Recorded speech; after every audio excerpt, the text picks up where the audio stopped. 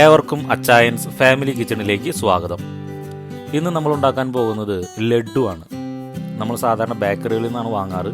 പക്ഷേ വളരെ എളുപ്പത്തിൽ നമുക്ക് വീട്ടിൽ തന്നെ യാതൊരു കളറും ചേർക്കാതെ വളരെ എളുപ്പത്തിൽ നമുക്ക് ഉണ്ടാക്കിയെടുക്കാൻ പറ്റും. അപ്പോൾ ഇതെങ്ങനെയാണ് ഉണ്ടാക്കുന്നത് നമുക്ക് നോക്കാം. അതിനു മുമ്പ് ആരെങ്കിലും ഈ ചാനൽ സബ്സ്ക്രൈബ് ചെയ്തിട്ടില്ലെങ്കിൽ സബ്സ്ക്രൈബ് ചെയ്യുക, ഇഷ്ടപ്പെട്ടാൽ ലൈക്ക് ചെയ്യുക, ബാക്കിയുള്ളവർക്ക് ഷെയർ ചെയ്ത് കൊടുക്കുക. ഇതുണ്ടാക്കുന്നതിന് വേണ്ടി നമ്മൾ ഉപയോഗിക്കുന്നത് കടലമാവാണ്. 2 കപ്പ് കടലമാവാണ് നമ്മളിതിൽ ഉപയോഗിക്കുന്നത്. അത് നമുക്ക് ആദ്യം കട്ടകളൊക്കെ കളയാൻ വേണ്ടി അരിച്ചെടുക്കണം. അപ്പോൾ അരിക്കുമ്പോൾ അതിൻ്റെ കൂട്ടത്തിൽ ഒരു അല്പം ഉപ്പും കുറച്ച് മഞ്ഞൾപ്പൊടി, അല്പം ബേക്കിംഗ് പൗഡർ ഇതും കൂടി ഇട്ട് നല്ലവണ്ണം ഒന്ന് അരിച്ചെടുക്കുക.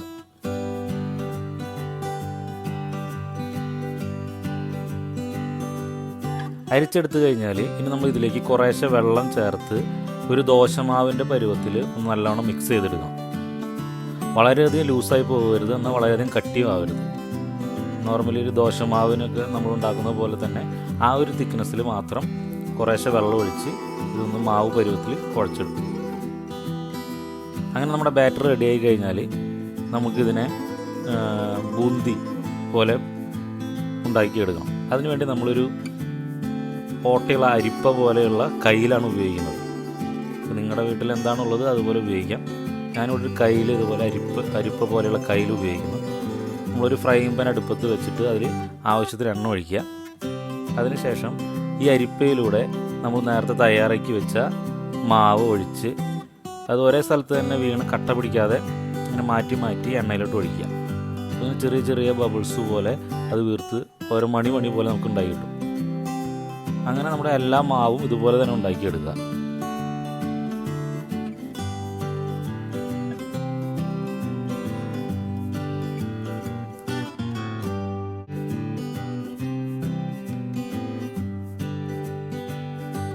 ഇതിന് ശേഷം നമുക്കിതിനൊന്ന് ചെറുതായി ഒന്ന് ഒതുക്കിയെടുക്കണം. കാരണം ഇത്രയും വലിയ മണി വെച്ച് ഉണ്ടാക്കിയെടുക്കുന്ന ലഡ്ഡു അല്ല നമ്മളിന്ന് ചെയ്യുന്നത്. അപ്പോൾ ഇതിനെ ഒന്ന് മിക്സിയിലിട്ട് 2-3 കറക്കൊന്ന് കറക്കി ചെറുതായി ഒന്ന് പൊടിച്ചെടുക്കുക.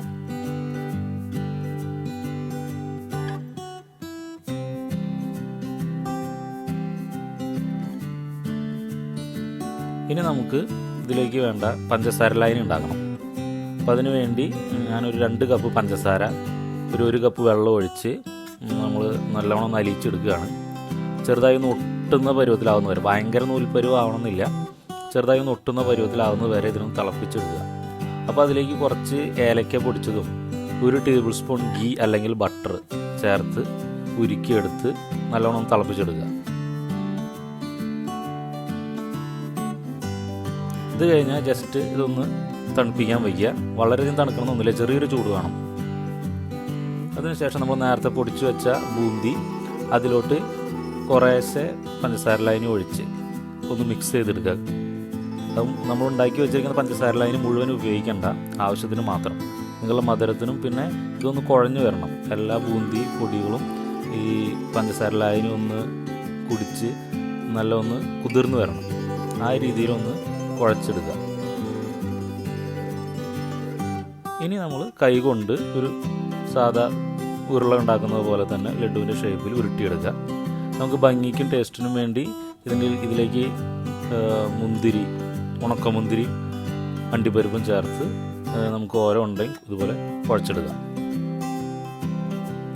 അങ്ങനെ നമ്മുടെ ലഡു തയ്യാറായി കഴിഞ്ഞു. അപ്പോൾ നിങ്ങൾക്ക് കണ്ടാൽ തന്നെ അറിയാം, നമ്മൾ കടയിൽ നിന്ന് വാങ്ങുന്ന അതേ ഒരു ഭംഗിയിൽ തന്നെ നമുക്ക് വീട്ടിലുണ്ടാക്കിയെടുക്കാം. ടേസ്റ്റും ഗ്യാരണ്ടീഡാണ്. കടയിൽ നിന്ന് വാങ്ങുന്നതിനേക്കാൾ നല്ല ടേസ്റ്റിൽ തന്നെ നമുക്കിത് ഉണ്ടാക്കിയെടുക്കാം. അപ്പോൾ നിങ്ങളും ഇത് ട്രൈ ചെയ്യുക. അതിനുശേഷം നിങ്ങളുടെ അഭിപ്രായങ്ങൾ കമൻറ്റ് ചെയ്യുക.